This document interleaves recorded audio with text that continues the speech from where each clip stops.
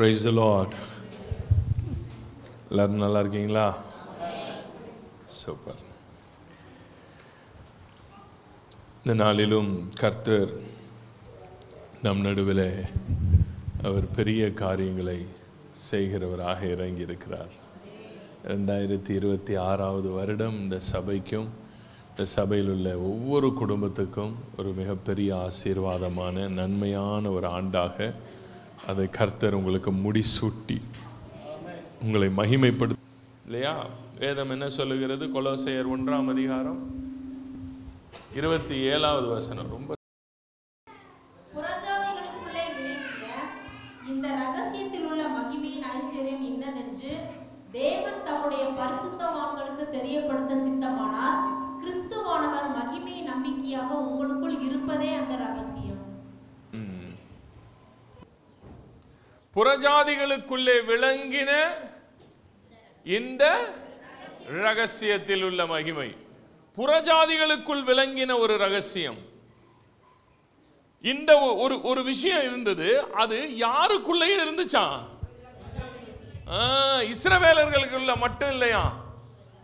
பவுலுக்கெல்லாம் இதுதான் ஒரு மிகப்பெரிய ஒரு ஆச்சரியமான ஒரு விஷயமா இருந்தது. என்ன அப்படின்னா, புறஜாதிகளுக்குள்ள தேவனுக்கும், அதாவது யெகோவா தேவனுக்கும் இவர்களுக்கும் சம்பந்தமே இல்லாத இவர்களுக்குள்ள கூட ஒரு விஷயம், ஒரு மகிமையின் ரகசியத்தை பவுல் பார்த்தாராம். அது என்னவா?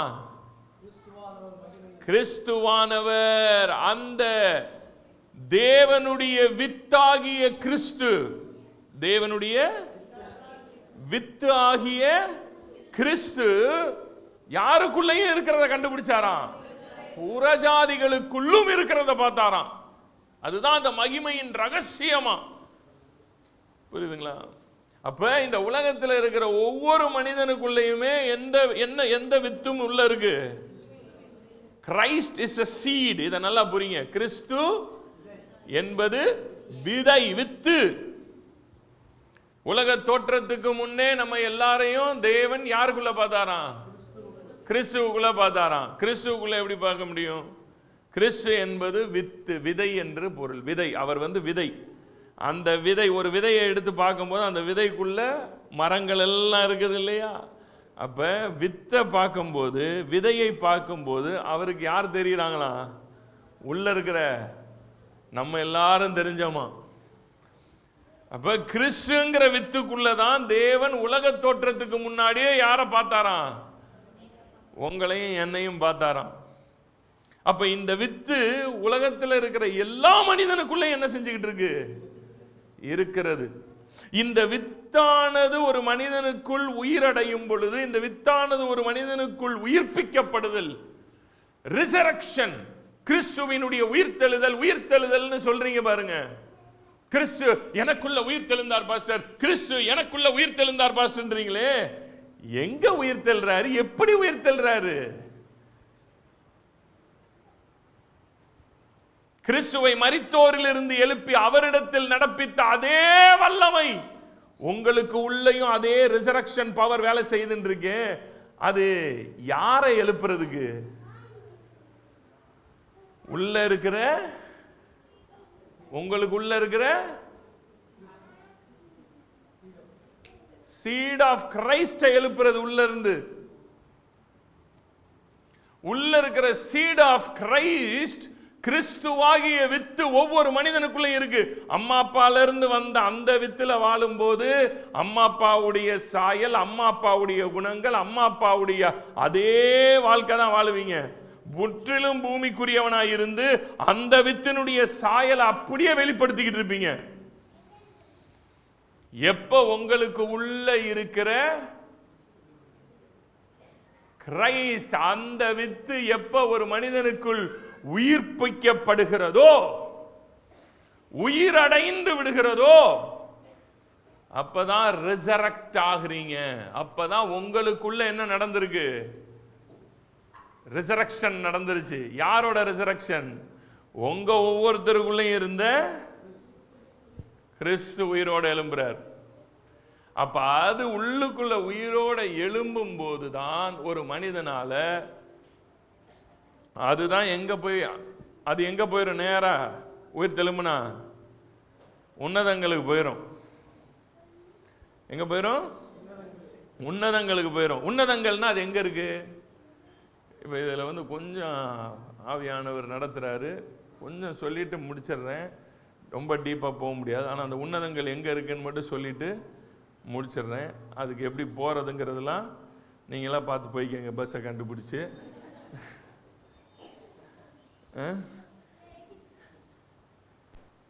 உன்னதங்கள்ன்றது எங்கே இருக்கு சொல்லுங்க? உன்னதங்கள்ன்றது எங்கே இருக்கு? Where is that? அதான் கேட்குறேன், அது எங்கே இருக்கு?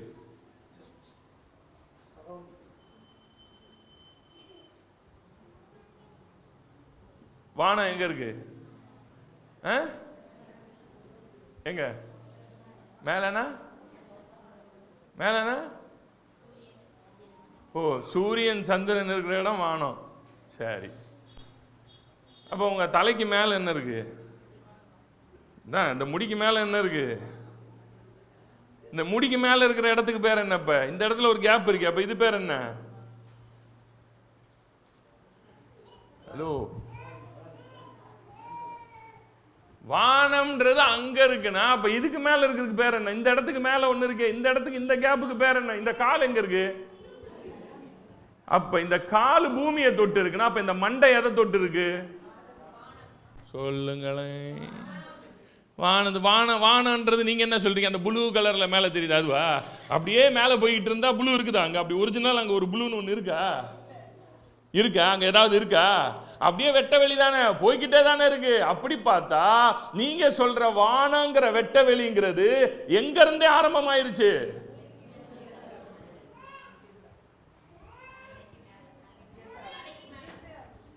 அப்ப வானம்ன்றது எங்க இருக்கு?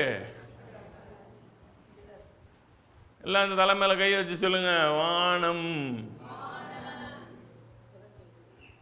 என் தலை வானத்தை தொட்டு இருக்கிறது. என் தலைக்கு மேல இந்த இடம்தான் உன்னதங்கள் இருக்கிற இடம். என் தலை தான் உன்னதங்களுக்குள் இருக்கிறது.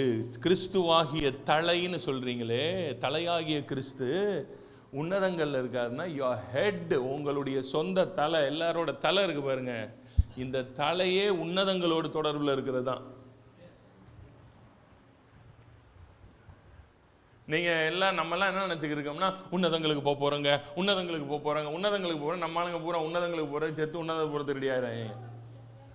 உன்னதங்களுக்கு ஏறுறதுன்னா எல்லாரும் என்ன நினைச்சுக்கிட்டு இருக்காங்க? உன்னதங்கள்னா அது வேற எங்கேயோ இருக்கு போல இருக்கு, உன்னதங்கள்ல போய் நம்மளை தூக்கிட்டு போய் உட்கார வைப்பார் போல இருக்கு நீங்க நினைச்சுக்கிட்டு இருக்கீங்க. உன்னதங்கள் அப்படின்னா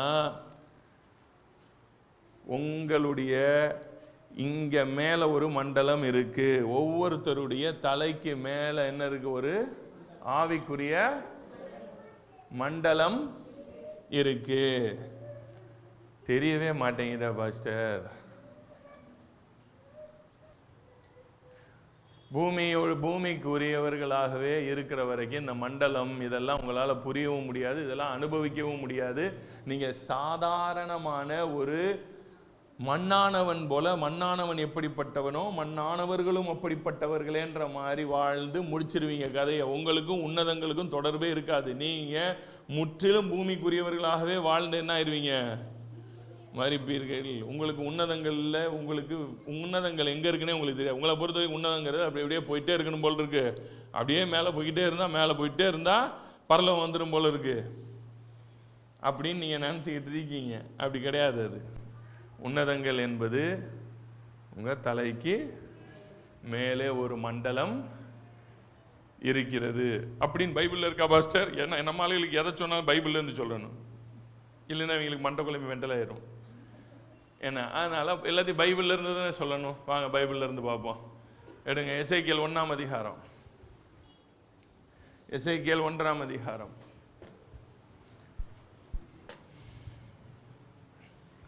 22ஆம் வசனத்திலிருந்து படிங்க. ஜீவனுடைய தலைகளின் மேல் பிரமிக்கத்தக்க வச்சிர பிரகாசமான ஒரு மண்டலம் இருந்தது. ஜீவன்களுடைய தலையின் மேல் என்ன இருந்துச்சா? பிரமிக்கத்தக்க வச்சிர பிரகாசமான ஒரு மண்டலம் இருந்தது. பிரமிக்கத்தக்க வஜ்ர பிரகாசமான ஒரு மண்டலம் இருந்தது. அது அவைகளுடைய தலைகளின் மேல் உயர விரிந்திருந்தது. அது அவைகளுடைய தலைகளின் மேல் உயர விரிந்து இருந்தது. மண்டலத்தின் கீழ் அவைகளுடைய செட்டைகள் ஒன்றுக்கொன்று எதிர்நேராய் விரிந்திருந்தன. சரி, இப்ப இங்க ஜீவன்கள் பத்தி போட்டிருக்கேன். இந்த ஜீவன்கள் யாரு, என்னது இது? இது யார் இந்த ஜீவன்? இது என்ன ஜீவன் படிச்சிருக்கீங்களா அதுக்கு முன்னாடி? காளை முகம், சிங்க முகம், கழுகு முகம், நாலாவது மனுஷ முகம். இந்த 4 முகங்களுடைய இதுவும் யாரை பத்தினது? இந்த 4 முகங்களும் யாரை குறிக்கிறது? இயேசு கிறிஸ்துவை. இந்த 4 முகங்களும் இந்த இயேசு கிறிஸ்துவர் 2ஆம் ஆதாமாகிய இயேசு கிறிஸ்துவை குறிக்கிறது என்றால் நல்லா புரிந்து கொள்ளுங்க. 2ஆம் ஆதாமின் மேல் ஒரு மண்டலம் திறக்கப்படும். இத்தனை பேருக்கு புரிஞ்சுக்கங்க. புரியாதவங்க ரெக்கார்டிங்கை 10 தடவை கேட்டு பார்த்து புரியறதுக்கு முயற்சி பண்ணிக்கங்க. ஒரு ஹெவன்லி டைமென்ஷன், ஒரு வானத்துக்குள் உன்னதங்களுக்குள் ஏறுகிற ஒரு டைமென்ஷன் நம்முடைய தலைகளின் மேல் என்ன இருக்குது. இந்த டைமென்ஷன் ஓபன் பண்ணி இந்த டைமென்ஷனுக்குள்ள போவோம். இதெல்லாம் நடக்குமா? இப்படியெல்லாம் இருக்குதா? இந்த டைமென்ஷனுக்கு மேலே தான் த்ரோன் ஆஃப் காட் இருக்கும். நீங்கள் இந்த சாப்டரை ஃபுல்லாக படிங்க, அப்போ தான் உங்களுக்கு அது புரியும்.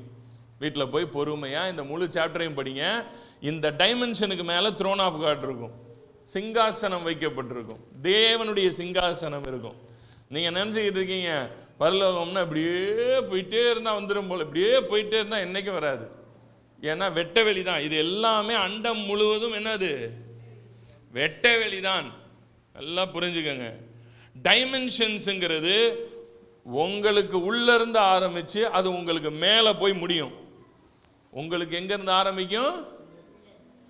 எனக்கு உள்ளிருந்து ஆரம்பித்து பூமி எது தொட்டிருக்கு? கால் தொட்டிருக்கு. பூமியை தொட்ட காலில் இருந்து வானத்தை தொட்டு நிற்கிறது எது? தலை. இங்கே கீழே இருந்து இந்த தலைமையிலிருந்து ஒரு மண்டலம் என்னாகும்? இங்கிருந்து ஆரம்பமாகும். இதெல்லாம் நீங்கள் 2ஆம் ஆதாமுடைய வித்தை நீங்கள் உயிர்ப்பிக்கப்படும் போது உங்களுக்குள்ள அந்த வித்து ஆக்டிவேஷன் ஆகி அந்த வித்து உங்களுக்குள்ள இருந்து சீறி உன்னதங்களுக்குள்ள பாயும் பாருங்க. அப்ப இது எல்லாமே உங்க மண்ணானவர்களுக்கு இப்ப நான் பேசுறது என்னன்னு கூட தெரியாது. என்னது தலைக்கு மேல வானமா? நாங்க வானம்னா அங்க ப்ளூ கலர்ல மேல தானே இருக்கு. இங்கிருந்தே வெட்டவெளி ஆரம்பமாயிருச்சு. இல்லை வானம் நீங்க சொல்றது என்ன? வெட்டவெளி தான் இல்லையா? அந்த வெட்டவெளி எங்க இருந்தே ஸ்டார்ட்? தலைக்கு மேலேயே ஸ்டார்ட். அப்ப தலைக்கு மேல இருந்தே ஒரு மண்டலம், அந்த ஜீவன்களுக்கு மேல் மண்டலம் இருந்த அந்த 4 ஜீவன்கள்ன்றதே கிரைஸ்ட குறிக்கிறது. அது கிரைஸ்ட பத்தினது, 2ஆம் ஆதாம பத்தினது. அது அந்த ஜீவன்கள் புரியுதுங்களா? அந்த ஜீவன்களின் தலையில என்ன இருக்கு? மண்டலம் இருக்கிறது. அந்த மண்டலத்துக்கு மேலதான் த்ரோன் ஆஃப் காட் இருக்கிறது. ஸோ நீங்கள் த்ரோன் ஆஃப் காட் அப்படின்ன உடனே எங்கேயோ இருக்குன்னு பார்க்கக்கூடாது. இதெல்லாம் சபை கிறிஸ்துவுக்குள் இருக்கிறவர்களுக்கு இதெல்லாம் நார்மல். நாம வேற ரகம் என்பதை நீங்க புரியணும். You are carrying a heavenly dimension. நான் எப்பவுமே என் தலைமையில இருக்கிற அந்த மண்டலத்தை என்னால் உணர்ந்துகிட்டே இருப்பேன். எனக்கு என் வாயில வர்ற வார்த்தைகளே எனக்கு அந்த மண்டலத்திலிருந்து வர்றது கிளீனா தெரியும். அந்த மண்டலம் திறக்கப்பட்டிருக்கிறது. அந்த மண்டலம் ஒவ்வொருத்தருக்கும் இருக்கிறது. ஆனா அந்த மண்டலத்துக்குள்ள இன்னும் நம்மளால என்ன செய்ய முடியல? ஏன் போக முடியலைன்னா நாம இன்னமும் எந்த வித்துக்குள்ள இன்னும் முழுமையா உயிர்ப்பிக்கப்படாம இருக்கோம். இது ஜீவன்களுடைய, அதுக்கு பேரே என்னது சொல்லுங்க? ஜீவன், லைஃப், ஜீவன். அந்த ஜீவன்களுக்குள்ள இருந்து அப்ப நீங்க இயேசு கிறிஸ்து யாரா வந்தார்? ஜீவனாக இருந்தாரா? இப்போ உங்களுக்குள்ளேயும் நீங்களும் அந்த ஜீவனாக உங்களுக்குள்ள இருந்து எழும்பும் போது இந்த மண்டலம் உங்களுக்கு மேல என்ன ஆகுது? ஓபன் ஆகுது. இந்த மண்டலத்துக்கு உள்ள போய் நீங்க இந்த மண்டலத்துக்கு மேல அவருடனே கூட உன்னதங்கள்ல போய் என்ன ஆயிருவீங்க? இதெல்லாம் ஏதோ இமேஜினரியா நடக்கிறது இல்லை. உங்களால இந்த மண்டலத்தை லிட்டரலா பார்க்க முடியும். இந்த மண்டலத்துக்குள்ள போய் இருக்க முடியும். இந்த மண்டலத்துக்குள்ள இருந்து நாம இந்த மண்டலத்துக்குள்ள இருந்து தான் இங்க வாழ்ந்துகிட்டு இருப்போம். என் கால் எங்க வாழ்ந்துகிட்டு இருக்கு? என் கால் எங்க தொட்டுக்கிட்டு இருக்கு? பூமியை தொட்டுக்கிட்டு இருக்கு. நான் அங்க இருந்து இங்க தொட்டுக்கிட்டு இருக்கேன்.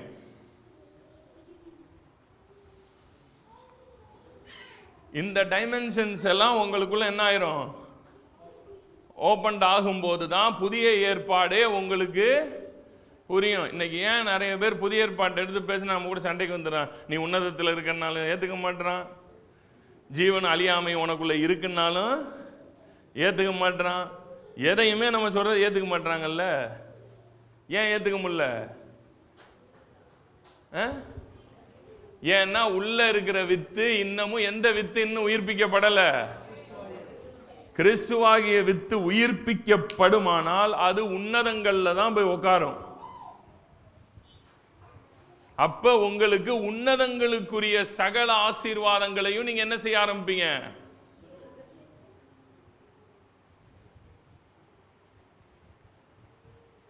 புரியுதுங்களா? இதுவரைக்கும் இப்படி கேட்டது இல்லைல்ல. நானுமே கேட்காம தான் இருந்தேன். புரியல.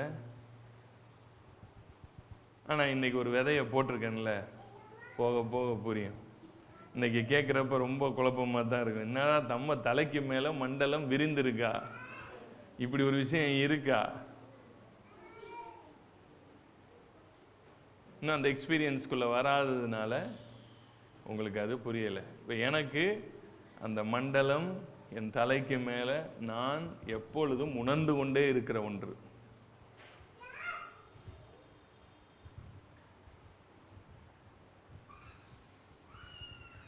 ஏன்னா நான் ஜீவனாக எனக்குள்ள இருந்த கிறிஸ்துவின் வித்தாகிய ஜீவன் உயிர்ப்பிக்கப்பட்டிருக்கு. இது உயிர்ப்பிக்கப்படும் போது உங்களுக்கு உள்ள இருந்து ஒரு மண்டலம் திறக்கும். இதெல்லாம் திறக்கிறத பார்த்ததுனால தான் பவுல் எழுதுறாரு, உன்னதங்களிலே அவருடனே கூட உட்காரவும் செய்திருக்கிறார் அப்படிங்கிறத பார்க்க முடிஞ்சது, எழுத முடிஞ்சது. இதெல்லாம் ஏதோ சும்மா அப்படியே இமேஜினரி பேசேஜஸ் இல்லை. இதெல்லாம் லிட்ரலா நீங்க வாழ்ற எக்ஸ்பீரியன்ஸ் பண்ற மேட்டர்ஸ்.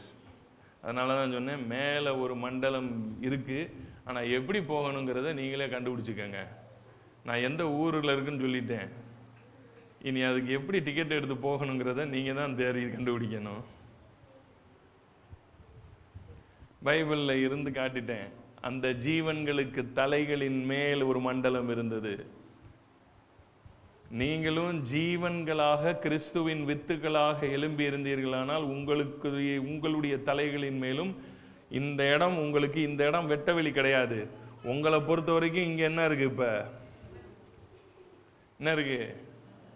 பக்கத்தில் இருக்க உங்களை கையை பிடிச்சு சொல்லுங்க, ஒரு மண்டலம் உங்கள் தலைகளின் மேல் விரிந்திருக்கிறது.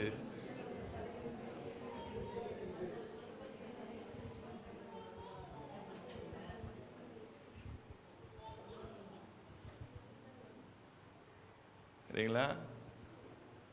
ஸோ அந்த மண்டலம் திறக்கப்பட்டிருக்கிற அந்த மண்டலம் உங்கள் வாழ்க்கையில் 2026 அந்த மண்டலத்துக்கு உள்ள நீங்கள் எடுத்துக்கொள்ளப்படுவீங்க. அந்த மண்டலத்துக்கு உள்ள ஏறி அங்கே வாழ்வீங்க, அங்கேருந்து இங்கே வாழ்வீங்க. புரியுதுங்களா? 2026 தெரில. இந்த செய்தியை நான் இது வரைக்கும் என் கிளாஸஸில் சொல்லி கொடுப்பேன். என்கிட்ட அந்த ஆன்லைன் கிளாஸ் அங்கே சொல்லி கொடுத்துருக்கேன். ஆனால் இது வரைக்கும் வெளியில் எங்கேயுமே நான் பேசினதே இல்லை. இதுதான் ஃபஸ்ட் டைம் நான் ஒரு சர்ச்சில் இந்த மேட்டரை நான் பேசுகிறது. இந்த மண்டலம் விரிக்கப்பட்டிருக்கிறது, அந்த மண்டலத்துக்குள்ளே போய் உட்கார்றதுங்கிறத. ஸோ இந்த சர்ச் அப்படிப்பட்ட ஒரு எக்ஸ்பீரியன்ஸ்க்காக ஆண்டவர் முன்குறித்திருக்கிறார். இவ்வளவு நாள் உன்னதங்களில் உட்கார்றேன், அது இது எல்லாமே ஒரு விசுவாச அறிக்கைகளாகத்தான் இருந்திருக்கும். ஆனால் அது ஆண்டவர் இந்த சபைக்கு எக்ஸ்பீரியன்சியல், அதை அனுபவமாக மாற்றுகிற ஒரு காலம் உங்களுக்கு வந்திருக்கிறது. அதை யாரும் மிஸ் பண்ணிடாதீங்க. ஸ்பிரிச்சுவல் லைஃப்ங்கிறது ஏதோ வாழ்ந்தோம் வந்தோம் செத்து போனோம் அடக்கம் பண்ணாங்க பரலோகம் போனோன்னு தயவுசெய்து நினைக்காதீங்க. இது வேற. புதிய ஏற்பாடுங்கிறது டோட்டலாகவே வேற. உங்களை ஜீவன்களாக மாற்றுகிற அனுபவம். ஜீவன்களாக உங்களுக்குள்ள அந்த கிறிஸ்துவின் ஜீவன் உயிர்ப்பிக்கப்படும் போது உங்கள் மேல் இருக்கிற மண்டலம் திறக்கப்படும். நீங்கள் அந்த மண்டலத்தில் வாழுவீங்க மேலே. அப்படி அந்த இடத்துல வாழ்கிறவங்க தான் உன்னதங்களில் இருந்து வாழ்கிறவங்க. இட்ஸ் ஆல் அப்படியே லிட்ரலாக நடக்கிற ஒரு எக்ஸ்பீரியன்ஸ். சரிங்களா? அதனால் இதை ஆக்டிவேட் பண்ணுங்க. கர்த்தர் உங்களை ஆசீர்வதிப்பார். இந்த இந்த இந்த சாப்டரை தியானிங்க. ரொம்ப இதை மெடிடேஷன் பண்ணுங்க. இந்த மண்டலம் தலையின் மேல் இருக்கிற மண்டலத்தை மெடிடேட் பண்ணுங்க உட்காந்து. என் தலையின் மேல் ஒரு மண்டலம் இருக்கிறது, அந்த மண்டலத்தின் மேல் அவருடைய சிங்காசனம் இருக்கிறது. உன்னதங்கள்ன்றது வேற எங்கேயும் இல்லை, இங்கே தான், just next to my head இருக்கு. நல்லா புரிந்து கொள்ளுங்க. அதனால தான் ஜீசஸ் சொன்னார் என்னன்னு, கர்த்தருடைய ஆவியானவர் என் மேல் இருக்கிறார். அப்பொழுது பிளவுண்ட நாவு, அந்த அக்கினிமயமான நாவு அவர்கள் ஒவ்வொருவருடைய தலையின் மேல் வந்து இறங்கினது. ஏன்னா இங்கே ஒரு மண்டலம் இருக்கிறது. அந்த மண்டலத்தில் தான் வந்து என்ன செய்தது, இறங்குகிறது. கர்த்தருடைய ஆவியானவர் என் மேல் இருக்கிறார். என் மேல் இருக்கிறார்னா அதான் 7 ஸ்பிரிட்ஸ் ஆஃப் காட்ல முதல் ஸ்பிரிட். 7 கர்த்தருடைய ஆவிகளில் முதல் ஆவி என்னது?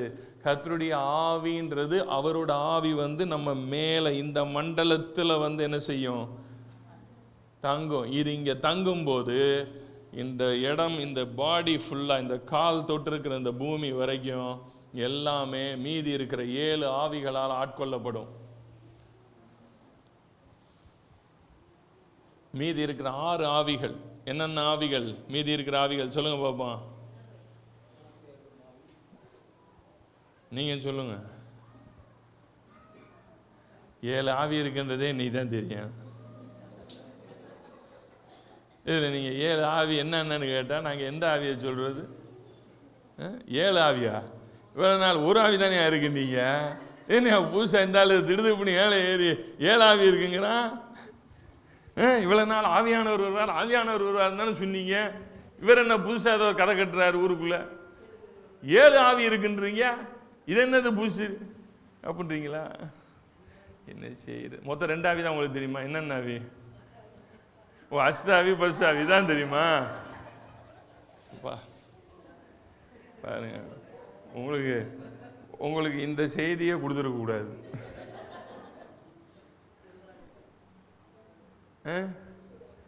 உங்களுக்கு இது ஓவர் டோசேஜ் ஆகிப்போச்சு. முதல்ல உங்களுக்கு 7 ஆவி புரிஞ்சாதான் இந்த மேட்டரெல்லாம் புரியும். கர்த்தருடைய 7 ஆவி எடுத்து வாசிங்க. ஏசாயா 11ஆம் அதிகாரம். இதுதான் ஜீசஸ் கிரைஸ்ட் மேல இருந்த 7 ஸ்பிரிட்ஸ் ஆஃப் காட். ஏசாயா 11ஆம் அதிகாரம் 2ஆம் வசனத்திலிருந்து வாசிங்க. ஞானத்தையும் உணர்வையும் அருளும் ஆவியும். முதல்ல நல்லா கவனிங்க. முதல்ல என்னது? ஞானம் உணர்வு. 2 ஞானம் உணர்வு. அடுத்து ஆலோசனை, ஸ்பிரிட் ஆஃப் கவுன்சில். 3 அருளும் ஆவியும். 4 ஸ்ட்ரென்த். அறிவையும் கர்த்தருக்கு பயப்படுகிற பயத்தையும். அறிவு கர்த்தருக்கு பயப்படுற பயம். அருளும் ஆவியும் ஆகிய கர்த்தருடைய ஆவியானவர். இது 7. புரியுதுங்களா? இந்த 7ல ஃபர்ஸ்ட் 7th ஸ்பிரிட் தான் இங்க இருந்து இங்க வந்து இறங்குவார்.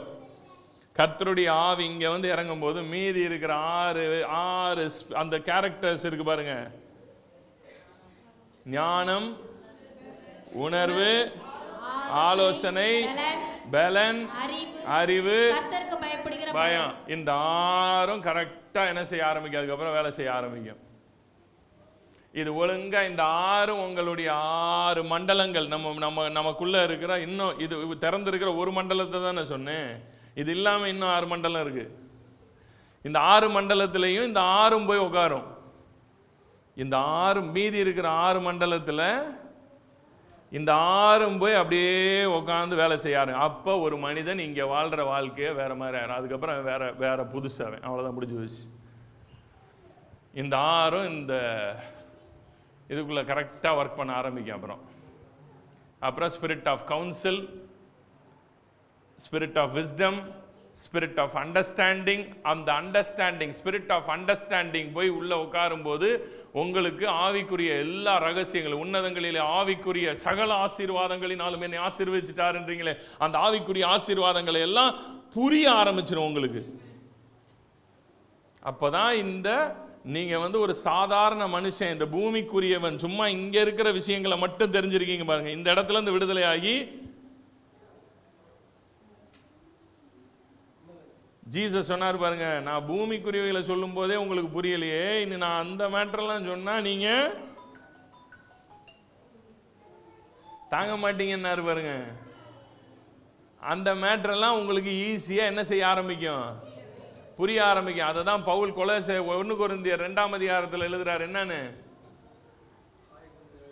ஜென்ம சுபாவமான மனிதனோ தேவனுடைய ஆவிக்குரியவைகளை அறிய மாட்டான், அவைகள் அவனுக்கு பைத்தியமாக தோன்றும், ஏனென்றால் அவைகள் ஆவிக்கேற்ற பிரகாரமாய் ஆராய்ந்து நிதானிக்கப்படுகிறவைகள் ஆதலால் அவைகளை அவன் அறியவும் மாட்டான். அப்ப இந்த மாதிரி ஆவிக்குரிய, இப்ப நான் சொல்லி தரேன் பாருங்க, இந்த மாதிரி 6 மண்டலம் இருக்கு, மேல ஒரு மண்டலம் இருக்கு. இந்த மேல இருக்கிற மண்டலத்துல இந்த ஆவியானவர் இது உட்காரும்போது மீதி 6 மண்டலம் நமக்குள்ளதான் இருக்காது. அந்த 6 மண்டலத்திலையும் இந்த 6 ஆவிகள் என்ன செய்ய ஆரம்பிக்கும், கரெக்டா ஒர்க் பண்ண ஆரம்பிக்கும். அப்படி ஒர்க் பண்ணும்போது நீங்க இந்த பூமிக்கு உரியவனா இருக்கவே மாட்டீங்க. நீங்க வேற மனுஷனா, உங்களுக்கு உள்ளேயே எல்லாமே மாறும். நீங்க டோட்டலாவே வேற டிமென்ஷன்ல இருப்பீங்க. இந்த 6 அந்த மண்டலங்கள்ல அது ஒர்க் பண்ணலன்னா இந்த 6 மண்டலத்திலையும் வேற என்ன ஒர்க் பண்ணிட்டு இருக்கோம், இந்த பூமிக்குரிய இதுதான் வேலை செய்யும். அது வேலை செஞ்சுக்கிட்டு இருக்கிற வரைக்கும் நீங்க யாராதான் இருப்பீங்க, சாதாரண பூமிக்குரியவனா. எல்லார மாதிரியும் 10ஓட 11 அவன் இந்து, இவன் முஸ்லீம், நான் கிறிஸ்டின், அவ்வளவுதான் வித்தியாசம். அவன் மாரியாத்தா கோயிலுக்கு போற, நீங்க ஏசுனார் கோயிலுக்கு வருவீங்க. அவன் ஆத்தாம்பா, நீங்க அப்பாம்பீங்க. அதிகபட்சம் அப்பா அப்பா அப்பான்னு அழுதுகிட்டே இருப்பீங்க, அவ்வளவுதான். எந்த அப்பாவையும் உங்களால் என்ன செய்ய முடியாது, லைஃப்ல எக்ஸ்பீரியன்ஸியலாக பார்க்க முடியாது. வெறுமனையா எல்லா ட்ரூத்தும் தெரிஞ்சு வச்சிருப்பீங்க, அவ்வளவுதான். But you can't experience any of this thing because the 7 spirits of God, உங்களுடைய மண்டலங்கள், உங்களுக்கு உள்ள இருக்கிற மண்டலம். எப்படி ஒரு மண்டலத்தை இங்கே காட்டினேன், இந்த மாதிரி நமக்குள்ள இன்னும் மண்டலங்கள் இருக்கு. அந்தந்த மண்டலங்கள்ல அது என்ன செய்யணும், போய் உட்காரும். அப்ப இந்த பழைய மனுஷனுடைய இந்த சாயல், பழைய மனுஷனுடைய சாயலை களைந்து களைந்து களைந்துன்னதுல அந்த சாயல் களைந்து இந்த 7 ஸ்பிரிட்ஸ் உள்ள ஒர்க் பண்ண ஆரம்பிக்கும். அப்பதான் ரியல் கிறிஸ்டியன் லைஃபை என்ஜாய் பண்ணுவீங்க. அப்ப பாப்பீங்க நீங்க, அப்பா வானத்துக்குரியவன் நான்ன்றது லிட்ரலா, எக்ஸ்பீரியன்சியலா, பிராக்டிக்கலா நடக்கும். புரிஞ்சா? இப்பயும் புரிஞ்சிருக்காது. இனிமேல் போய் இனிமேல் தான் நீங்க இதுக்கு என்ன செய்யணும், புரியறதுக்கு ஒர்க் பண்ணணும். இதை புரியறதுக்கு ஆண்டவர்கிட்ட கேட்கணும், ஆண்டவரே ஒரு மண்டலத்தை காட்டிட்டாரு, மீதி இருக்கிற 6 மண்டலம் எனக்குள்ள எங்க இருக்கு, அதை நான் காட்ட மாட்டேன், நீங்க தேடி கண்டுபிடிங்க. அந்த 6 மண்டலமும் எங்க இருக்குங்கிறது அந்த ஆவிகள் இருக்கிறதுலயே ஆன்சரும் இருக்குது. முடிஞ்சா கண்டுபிடிச்சுக்கோங்க. மீதி இருக்கிற 6 ஆவி சொன்னேன்ல, அந்த 6 ஆவியை நீங்க கரெக்டா கணிங்க, அதை வச்சே கண்டுபிடிச்சிடலாம் மீதி 6 மண்டலம் உங்களுக்குள்ள எங்கெங்க இருக்குன்னு. அவ்வளவுதான், வெரி சிம்பிள். அதை ஆராயிங்க, அதை தியானம் பண்ணுங்க. அது ஆழமாக உள்ளே போங்க.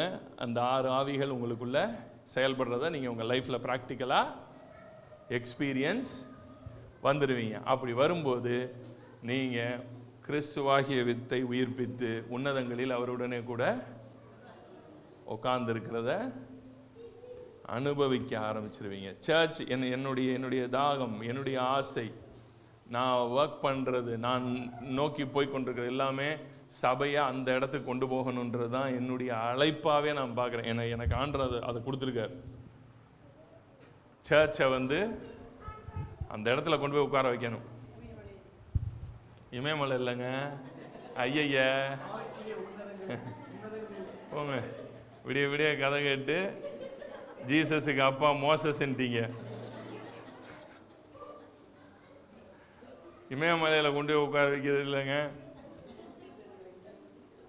உன்னதங்களில் எப்படியாவது உங்களை, இந்த பூமிக்குரியவர்களாகவே இருக்கிற உங்களை அந்த உன்னதங்களிலே அவருடனே கூட உட்காரவும் செய்திருக்கிறார் என்ற இடத்துல நீங்க நான் அங்க உட்கார்ந்து இருக்கிறேன்ற இடத்துல இருந்து இங்க வாழணுங்க இந்த பூமியில. அதுதாங்க கிறிஸ்தவ வாழ்க்கையே, அதுதாங்க டிவைன் பிளானு, அதுதாங்க டிவைன் டிசைனு, அதுதாங்க டிவைன் நேச்சரு. அதே புரியலைன்னா போச்சுங்க. புரியுதா? ஸோ அந்த இடத்துக்கு உங்க ஒவ்வொருத்தரையும், இந்த பூமியில் இருக்கிற எல்லா சபையும் அந்த இடத்துல கொண்டு போய் உட்கார வைக்கணுங்கிறது தான் என்னுடைய அழைப்பாகவே பார்க்குறேன். அதற்காகத்தான் நான் அழைக்கப்பட்டிருக்கிறேன். ஸோ அதை நோக்கி தான் என்னுடைய எல்லா மூவும் இருக்கும். என்னுடைய பிரசங்கங்கள் எல்லாமே அதுதான். ஸோ நீங்கள் அந்த அந்த அந்த அதையே தியானம் பண்ணுங்கள். அந்த 7 ஆவிகளை தியானம் பண்ணுங்கள். உங்களுக்குள்ளே இருக்கிற மீதி 6 மண்டலத்தை கண்டுபிடிச்சிருங்க. மீதி 6 மண்டலமும் திறக்கப்பட்டுருச்சு. மேலே இருக்கிற மண்டலத்தில் கர்த்தருடைய ஆவியானவர், மீதி 6 மண்டலத்தில் அவருடைய மற்ற 6 ஸ்பிரிட்ஸ் அந்த மண்டலங்களில் போய் உட்காரும்போது ஆட்டோமேட்டிக்காக அந்தந்த மண்டலம் ஆக்டிவேட் ஆயிரும். ஆக்டிவேட் ஆகிட்டுன்னா அதுக்கப்புறம் புருஷனை பற்றின கவலை போயிடும், பிள்ளைய பற்றின கவலை போயிடும், சொத்தை பற்றின கவலை போயிடும். ஆமாம், கடந்த காலம் என்ன இப்படி பண்ணிட்டாங்களேன்ற கவலை போயிடும். ஐயோ நான் இப்படியே வாழ்கிறேனே, இன்னும் வாழ்க்கையில் முன்னுக்கு வரலையேங்கிற கவலை போயிடும். கவலைங்கிறதே உங்களை விட்டு போயிடும். அதுக்கப்புறம் உங்கள் இருதயம், உங்கள் ஆன்மா எப்பவுமே உன்னதங்களிலே அவருடனே கூடவே இருக்கிற அனுபவத்திலேயே இங்கே வாழ்ந்துக்கிட்டு இருப்பீங்க.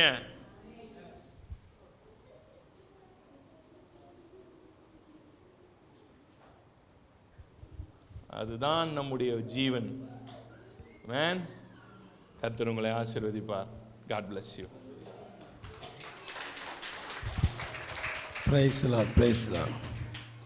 பாஸ்டர் என்ன சொல்கிறாருன்னா புரிய வைக்கிறேன் பாருங்கள். எபேசியர் 1:3 முதல்ல போடுங்க, அதை எல்லோரும் பாருங்கள்.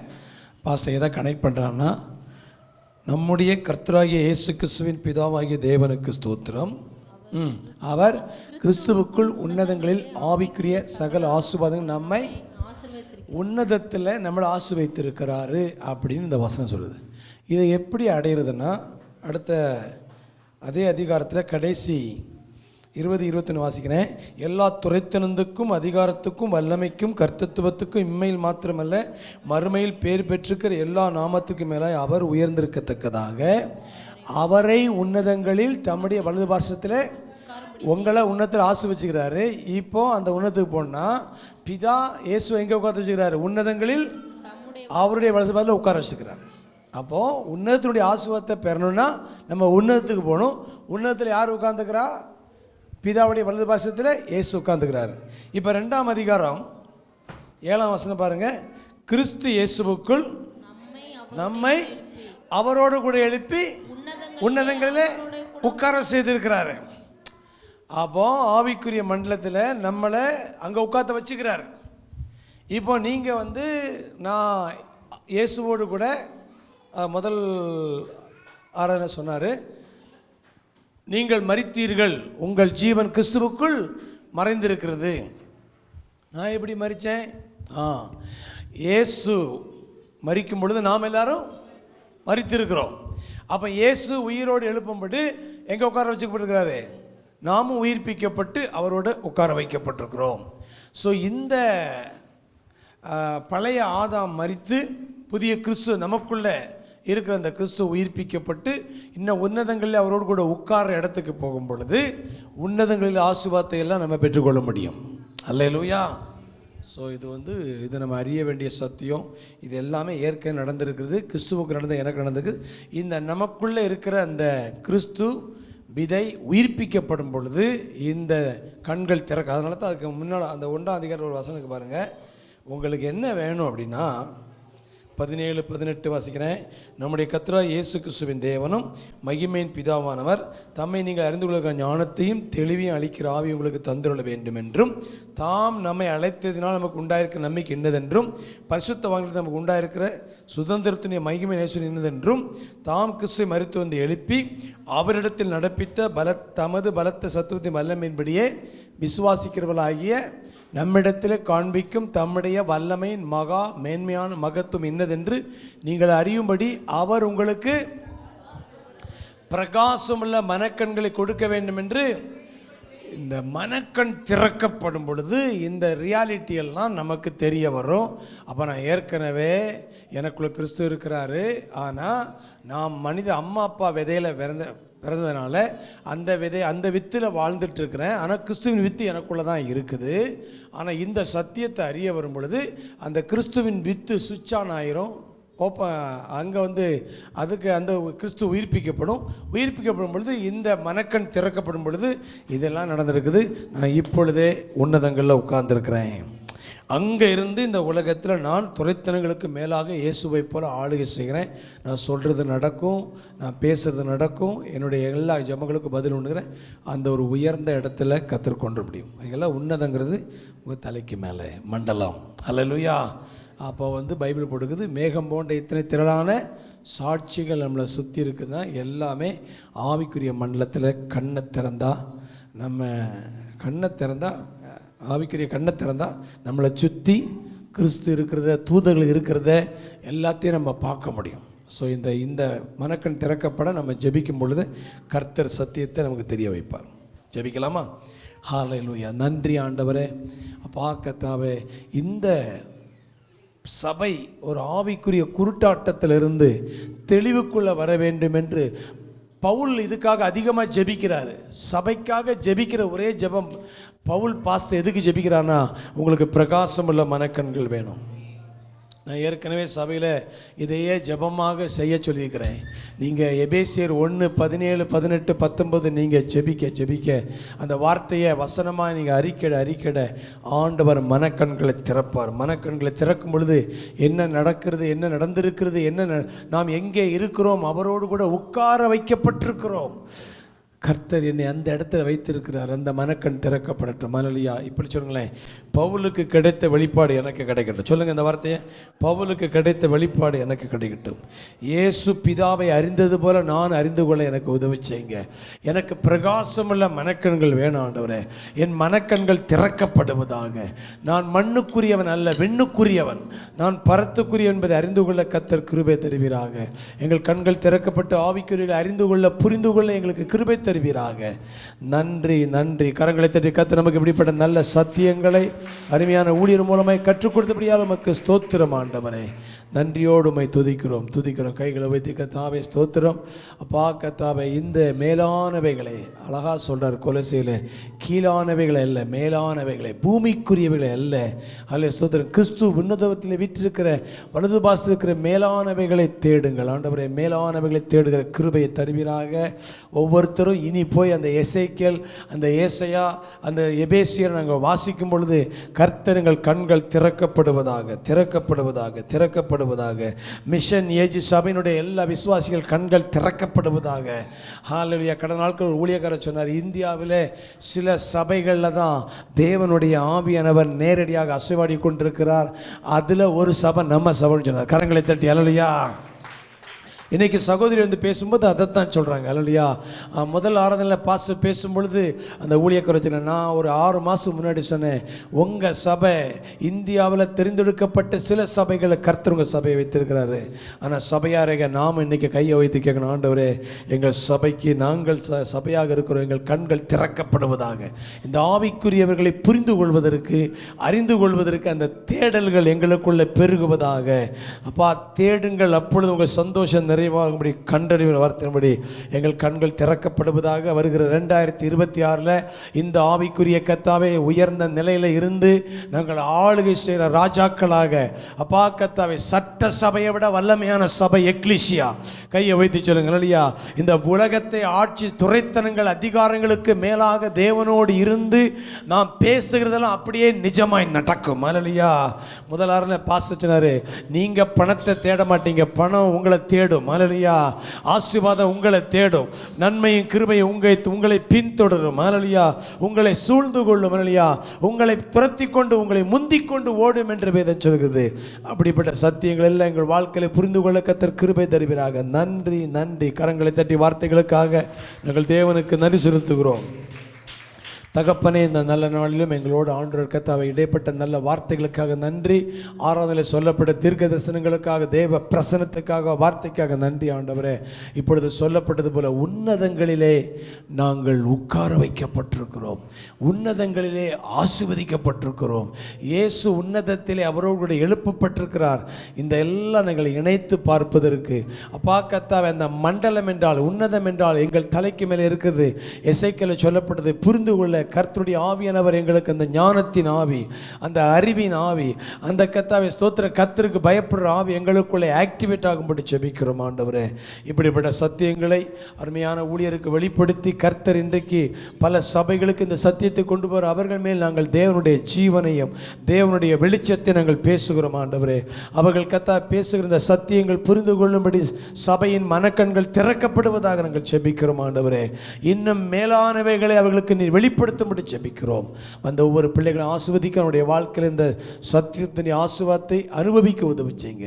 உடைய ஜனத்தை ஆசீர்வதித்து அனுப்பும் இயேசுவின் மூலம் பிதாவே, ஆமென். சொல்லுவோம், என் ஆத்துமாவே கர்த்தரை ஸ்தோத்திரி, என் முழுவதுமே பரிசுத்த என் ஆத்துமாவே கர்த்தரை ஸ்தோத்திரி, கர்த்தர் செய்த சகல மகம் நம்முடைய கர்த்தராகிய இயேசு கிறிஸ்துவின் கிருபையும் பிதாவின் அன்பும் பரிசுத்த ஐக்கியமும் பாதுகாப்பும் பராமரிப்பும் நம் அனைவரோட வருகை நீடித்து நிலைத்திருப்பதாக. ஆமென். ஹல்லேலூயா, ஹல்லேலூயா. கர்த்தர் ஆசீர்வதிப்பா. கை கொடுக்கும் பொழுது உன்னதத்தில் இருக்கிறீங்கன்னு சொல்லுங்க.